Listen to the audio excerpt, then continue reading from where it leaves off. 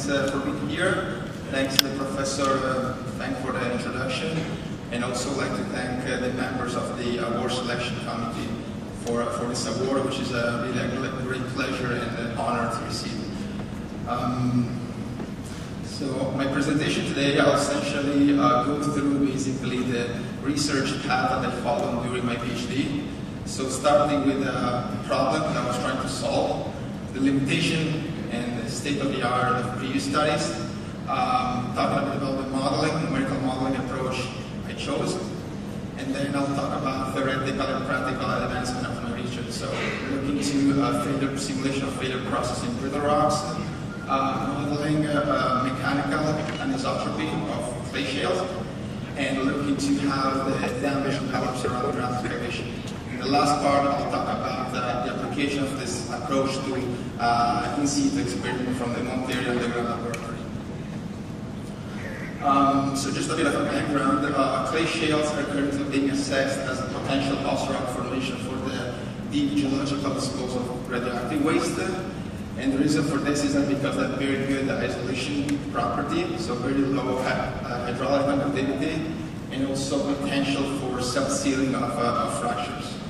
However, one concern is related to the damage induced around the underground excavation, the so-called EDZ excavation damage zone. So the EDZ has implications both in the short term, when it comes to tunnel constructability, design to support the excavation sequencing and so on, but more importantly in the long term, because fracturing might be associated with an increase of permeability, and so a negative impact on the isolation property of the rock mass. So essentially the main motivation behind this research is trying to gain a better understanding of how the EDZ actually form in this type of material. And if we can do that, then we can increase the confidence in performance and safety assessment for underground repository. So the material that I researched is the opalinous clay, which is a candidate host rock for a deep geological repository in Switzerland. It's a very unique material. It's somewhat defined as a transitional material between a hard soil or soft rock. It's definitely brittle, so when it fails, actually fractured. And also is strongly bended, so the mechanical characteristics are really depending upon the loading orientation. And lots of research is currently going on in Montreal, underground laboratory in Switzerland. So the EDZ in opalinous clay really depends on the direction of the excavation with respect to bedding. So what's generally observed is that if you excavate perpendicular to the bedding, excavation is typically stable, and the failure that occurs is typically only stress control. Meanwhile, when you excavate parallel to the bedding strike, failure has been observed, and this failure is heavily controlled by the weak bedding. As you can see here in this picture, with distinctive failure mechanism, shearing of bedding and buckling. The second case, however, is the most relevant for the actual design of the repository, where the bedding is expected to be horizontal. Just a bit of background on previous modeling studies before my work. Essentially, were mostly continuum-based elastoplastic models. Starting with the work in the early 2000s of Professor Martin and Dr. Lanyon, and then other models by Corkum and Martin. So as such, this model couldn't really capture the brittle fracture process of the rock. Some work has been done using these continuum models, Q-deck and 3-deck and so on, but the focus there was mostly on the effect of pre-existing discontinuities, not on the fracturing process itself. So with my work, the idea was to use a code that can explicitly reproduce the fracturing process, and this is a code based on a hybrid finite discrete element method. So the real goal was to further develop this method and validate it, and specifically looking at the effect of mechanical anisotropy on fraction inflation and propagation in shales. To achieve this goal, I would say three main objectives were set. First one, we want to further validate the method in terms of if capture brittle failure just in rock, not necessarily anisotropic, and in particular the focus was on the acoustic activity of rock. Once that was done, we focused on the actual anisotropy, so implementing some solution to capture both stiffness and strength anisotropy. And finally, calibrate one of this model based on field measurement from an underground laboratory. Just very briefly how this method works.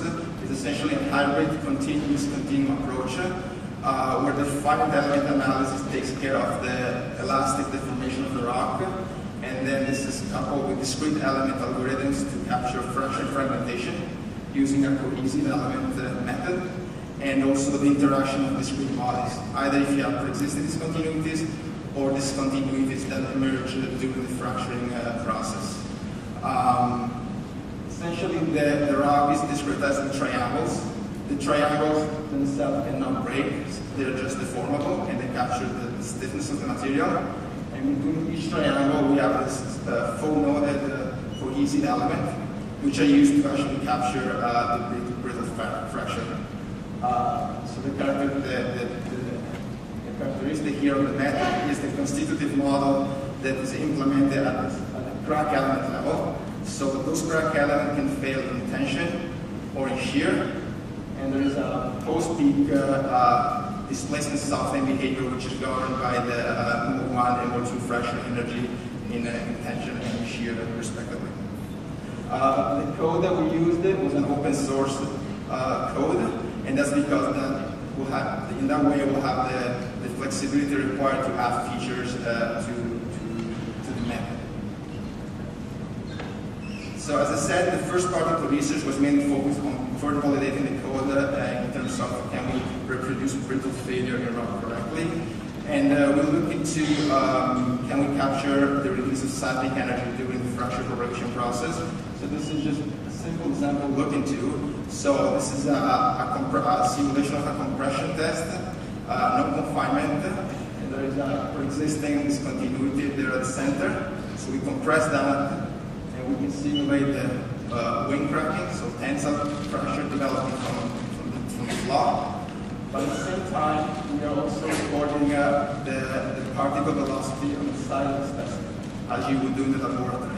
So you can see we can record synthetic seismograms. So as fracture nucleate and propagate, the elastic energy that's stored in the rock is released, and is released in the form of seismic waves. So we were actually able to use that information to go and locate back the source of the event. So that way we validate the approach also from a dynamic point of view. We also developed a method to actually quantify the energy released by the fracturing process by monitoring the kinetic energy of nodes around the crack, the nucleating and propagating crack. And that energy was verified to scale with the actual energy that is recorded far away from the source. We applied this algorithm to a confined compression test on rock. So the model was previously calibrated, it's a granite model, previously calibrated to match the stress strain response of an actual laboratory test. But then we looked into the actual seismic acoustic activity model during the simulation, and we divided the stress strain curve in several stages, and for each stage we computed the acoustic emission, which are plotted here with the color proportional to the magnitude. So as you can see here, there is an increase of magnitude as you approach failure, and also you go from a diffuse distribution of source location towards localized fracture pattern. We actually did some more quantitative analysis looking at the frequency magnitude distribution of this event, and we show that they actually follow the Gutenberg-Richter relationship. We generally decrease in p-value as you approach macroscopic failure, and also looking at the fractional dimension of the source location, same thing, decrease of fractional dimension, so you go from diffuse source location to localization as you approach failure. Then we start looking to how do we model the anisotropy of the shale. So the first solution we came up with was this one. So essentially the stiffness anisotropy, we simply implement the transversal isotropic constitutive model for the finite element. While to capture the strength anisotropy, we try with this approach, we essentially insert pre-existing cracks into the model, and essentially the anisotropy of strength and failure mechanism emerges as a natural property of the model. So you can see by doing this you get axial splitting when you look parallel to the bedding, and shear through the intact matrix when you look perpendicular to them. And the strength response actually follow quite nicely the expected U-shaped strength variation. The shear mechanism along the bedding plane, however, is not captured as actual shear failure, but it's captured as a coalescence of those pre-existing cracks via wind cracking. So the issue here is that to reproduce this bedding plane delineation very well, you need a very small element, because you need to be able to have a very fine spacing between those pre-existing cracks. So there is some issue when you try to upscale this with the tunnel scale, where you cannot use small element. So we need to come up with a better solution. So the idea was to then incorporate the anisotropy directly into the fraction model. So essentially we go and we vary the cohesive strength parameters of the rock as a function of the orientation of this crack element with respect to the bedding. In this case, we assume minimum strength property when you're on the bedding plane, maximum strength properties when you're perpendicular to them, and with a linear relationship in between. And we were able to calibrate the model to reproduce again the U-shaped strength response of the model. And in this case, however, when you load at an angle with respect to the bedding plane, so when you have a lower strength, you actually see a little shear failure, which is actually with the objective of this type of model. So then we apply this to a tunnel. So in this case, it would be a circular tunnel, isotropic in situ stress field with horizontal bedding. So we simulate that, and we can look at how fractures touch nuclei. So in this case, you start with shearing along the bedding planes here in the front area, which is where the bedding planes are least stably oriented with respect to the maximum tensile stress. Of course, this is consistent with you could have just find this location by looking at the simple elastic model, where you can compare the stress distribution around the tunnel with the distribution of strength of a hypothetical rock core oriented along the tunnel. So you can see here where the stress is greater than the strength. That's where you can expect failure. However, what you can do with the continuum model, you cannot then follow how fracture will keep growing. So in this case, you can see we have slippage along the bedding planes, and this slippage induces some mode 1 fracturing, so extensional failures falling in the direction perpendicular to them.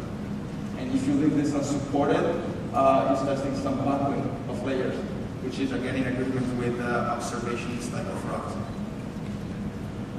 Then we look at what's the effect of changing the in situ stress field. So if you have an isotropic in situ stress field, so for example, in this case, sigma 1 is greater than sigma 3, sigma 1 is vertical.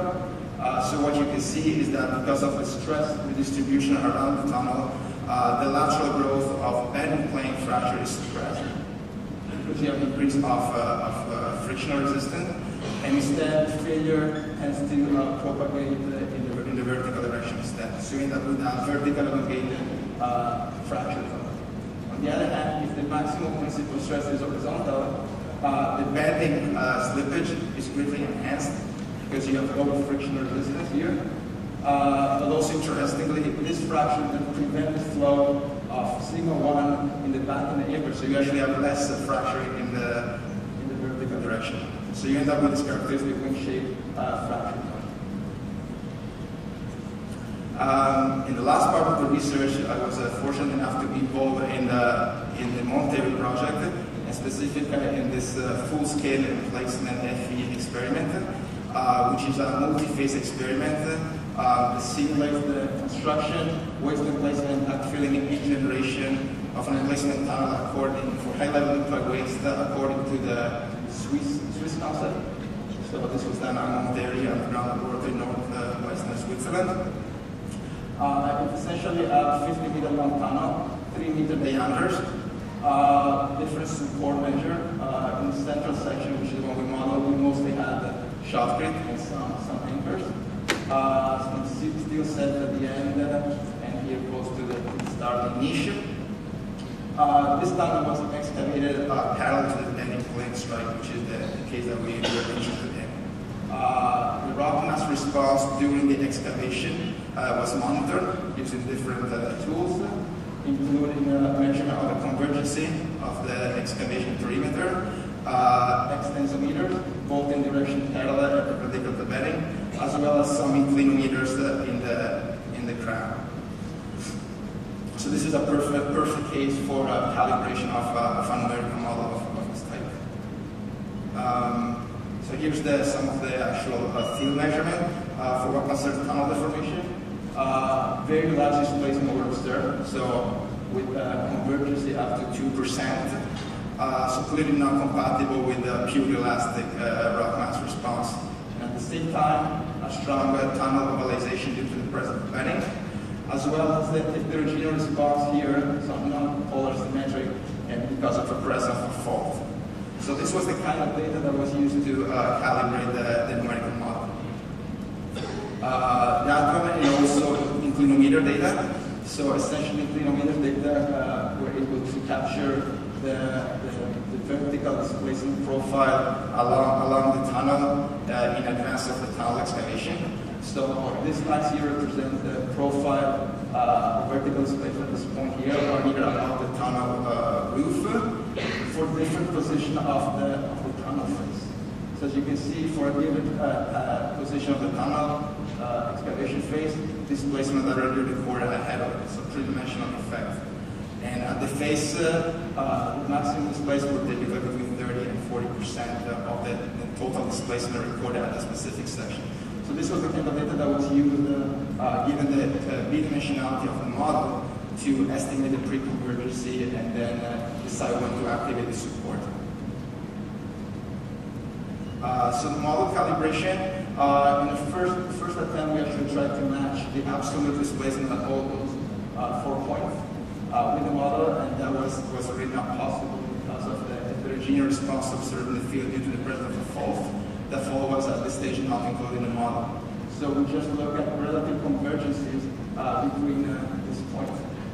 And we were able to match quite well what was observed in the field, here in green observation and in gray the model. Again, with the exception of the line here at the bottom because of the fault. And in yellow here you have the elastic model, which clearly under-predicted the displacement. So the model was calibrated, and this was the displacement field at equilibrium, where you can see elastic behavior in the direction parallel to the bedding, and rock fracturing with rock mass bulking in the direction perpendicular to the bedding. The interesting thing, though, with this type of approach is you can actually go back and then look at how the EDZ was actually generated. And here again, a similar mechanism to what was shown before. So shearing along critically oriented bedding planes. Those bedding planes, as they shear, they use some tensile fracture. It's falling here perpendicular to them. And then when you install the support, activate the shock rate, you can stabilize the fracturing process. But in the end, you still end up with an inner zone highly damaged, and then some outer zone where you don't isolate the shear fractures. You can look at the in situ stress at equilibrium, and you can notice that the stress field concentration of stresses are depending upon the in situ stress. So in this case, the sigma 1 is vertical 6.5 MPa, and sigma 3 is horizontal 4.5. But there's also stress concentration induced by the fracturing process itself. And you can see rock mass they confine APZ, so that's consistent with the spalling. And as you increase the confined stress with that, you suppress the spalling and you will get shear fracture.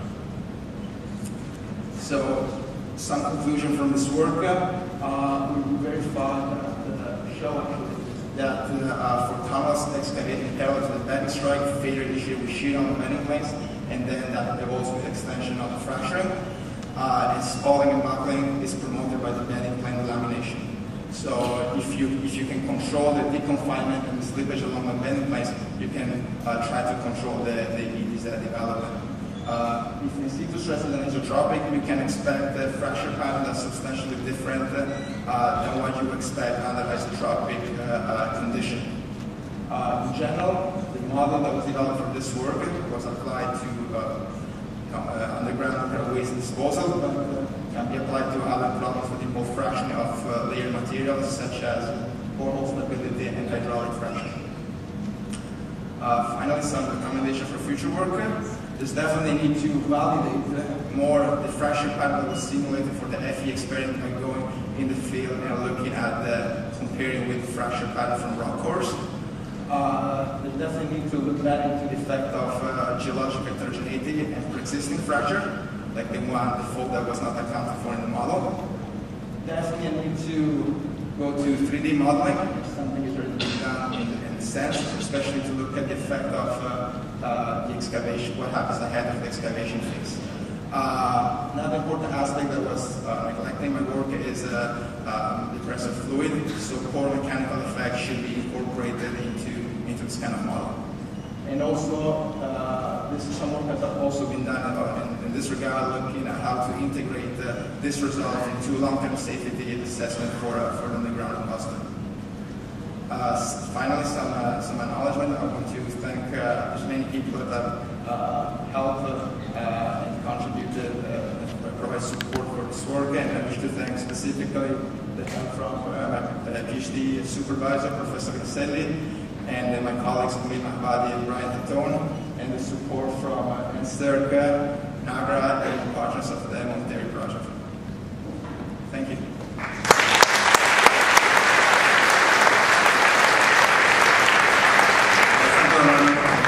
For the nice talk.